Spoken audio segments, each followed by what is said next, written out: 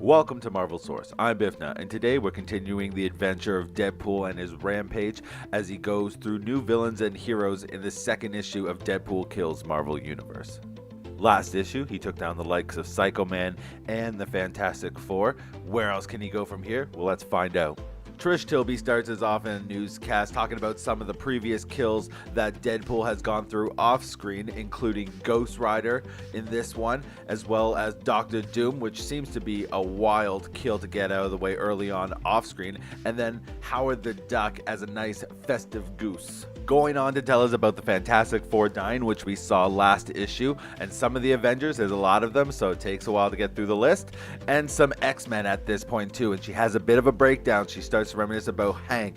I'm not sure if she ever had a relationship with Hank McCoy in these comics, but apparently she has in this one.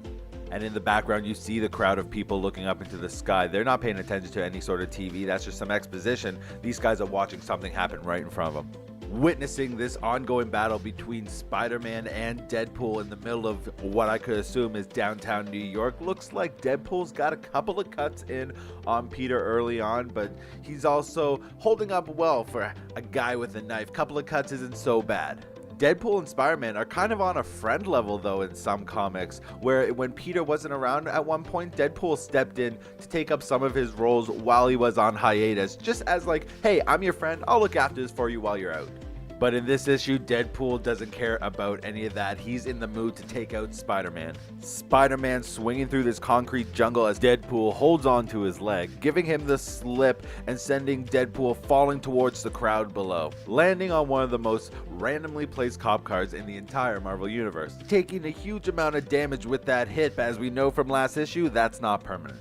Spider-Man swinging to the ground to see if he's finally finished off Deadpool, putting an end to his carnage. But Spider-Man is well aware of Deadpool's healing factor anyway, so he's getting ready for this comeback. And you get a little hint of this friendship when Spider-Man is telling him that he's lucky that he likes him or else he'd kill him. But in perfect Marvel fashion, how Deadpool replies here really sets up the tone for what's coming in these issues. He's like, am I lucky that you like me?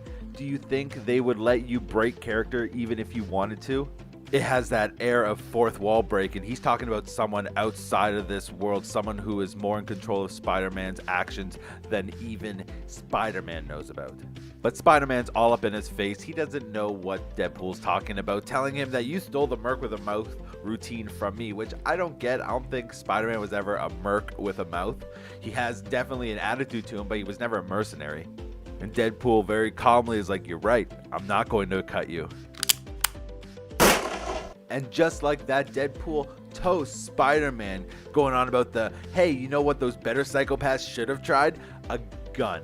As if Spider-Man hasn't fought the Punisher a million times, but I digress. Deadpool gets out of there while the crowd hovers around Spider-Man, being like, oh my god, they killed him, he's dead, what the hell, someone has to stop him. As Deadpool stumbles into the alley trying to recover, still wondering who's next, with the reply from this red box that we saw from the first issue, mixed in with that yellow border and lettering, which is saying that this new voice, which was the red voice, mixed in with Deadpool's other thoughts, which from the previous chat bubbles is yellow. So you got this mix of a different voice going on in Deadpool's head, telling him it doesn't matter, they all have to die. But for some reason, it matters a little bit to Deadpool. Deadpool complaining about all this nickel and dime stuff, meaning it's pretty easy fights. He wants something big. That voice is like, no, you don't need that. That's the old Deadpool. You don't need to impress anyone because you have me now. So this voice is some sort of controlling factor in his head, letting Deadpool know you gotta keep it simple, that it doesn't need any spectacle, you're above that. And again, a little bit more of this touching on the fourth wall where he's broken these chains apparently. They would have never have let him kill their beloved Spider-Man. And who are they? We still don't know.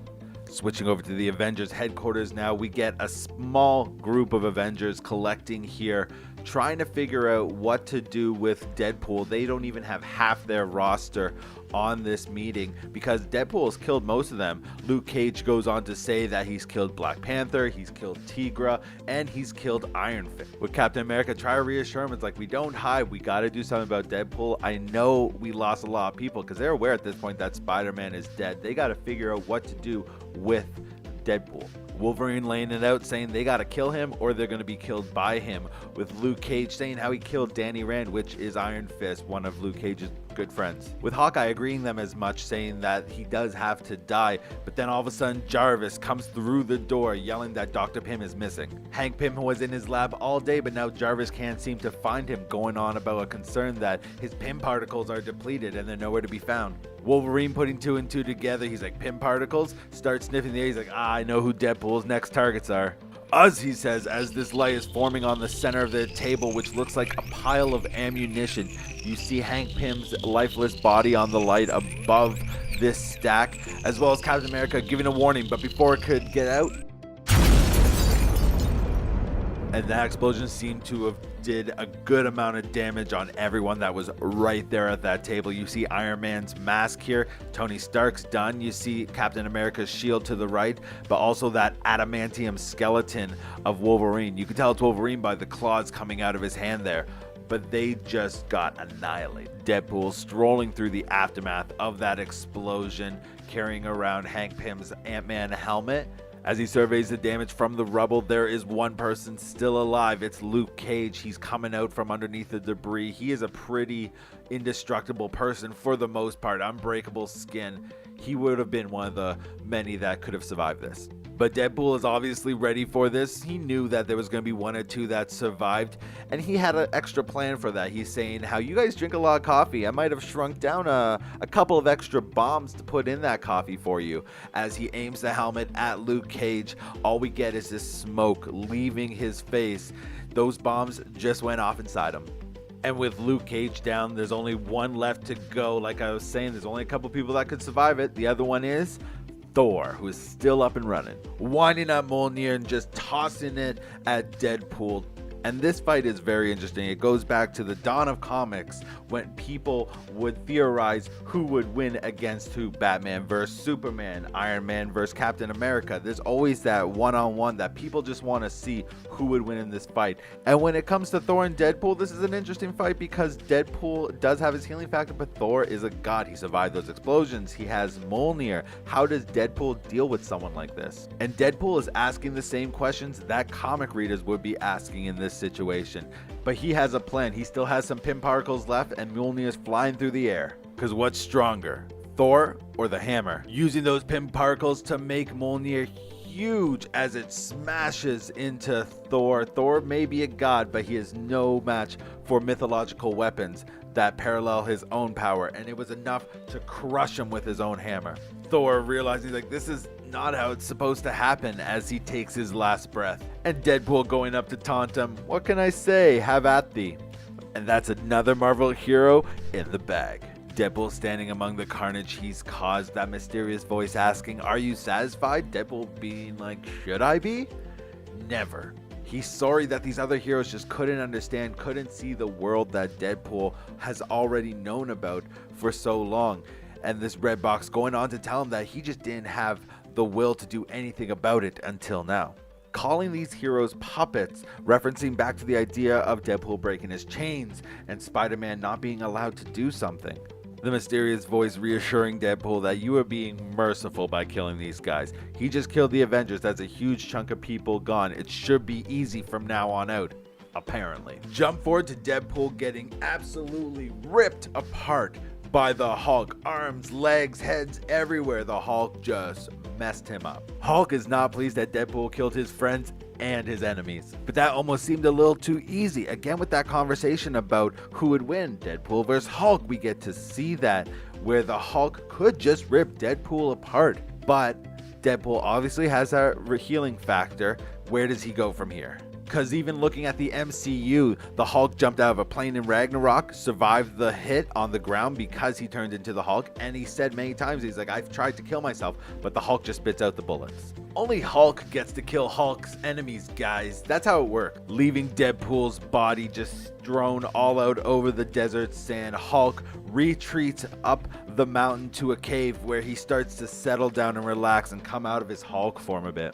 Bruce sleeping in this cave, waking up suddenly to the realization as Deadpool feeds him the line that he so often says to other people, you shouldn't rip me apart and then take a nap. You wouldn't like me when I've been ripped apart. The joke obviously playing to the homage that Bruce says, you shouldn't make me angry. You wouldn't like me when I'm angry. And without hesitation, he slices Bruce Banner's head off. This is probably the only way I can see him taking out the Hulk, because Bruce doesn't have time to switch to the Hulk in this moment. Deadpool reflecting as that voice lets him know, you took out Spider-Man, the Avengers, and the Hulk all within a few days, which is pretty impressive. Switching now to this house where a group of people are meeting with a stack of treasures on the table in front of them. What looks like to be Aunt May's house, as it is the old lady in the center addressing the room. To the left of her, you have Mary Jane, obviously Peter's wife. She's there to support Aunt May. And then beside her, you have the news reporter from the first, Trisha Tilby. You have Miss Masters, who's friends with Ben Grimm, as well as Wolverine's close friend, Miss Garner. As well as they mention Mr. Jones in the background there, which is really only the other reference you ever get to this character called Rick Jones, who was a really close friend to Bruce Banner, who looked after the Hulk in the early years of the Avengers. You can even call him an Avenger in those early books, as well as a what-if story where he does become the Hulk at one point. This group of people obviously have gathered this treasure to pay someone to deal with Deadpool for them, because they can't. We don't know who this mysterious figure that Aunt May is talking to, but they want him to kill Deadpool, showing us that it is Moon Knight that they are talking to. And it's bold of these guys to get Moon Knight, because Moon Knight as a character doesn't really have special abilities per se. He's really good with technology, fighting, and his abilities, so he could probably take on Deadpool in a fight, but as for winning that fight, I don't think he can. But at the end of this issue, he agrees to take on the responsibility of trying to stop Deadpool before he can kill any more of these people's friends and family. And that's it for issue 2 of Deadpool Kills Marvel Universe. We took out a lot of big players in this issue. Who's left to deal with Deadpool is anyone's guess. If you like what you're seeing, be sure to hit that subscribe button as well as the notification button so you know when these videos are going live. Thanks for watching.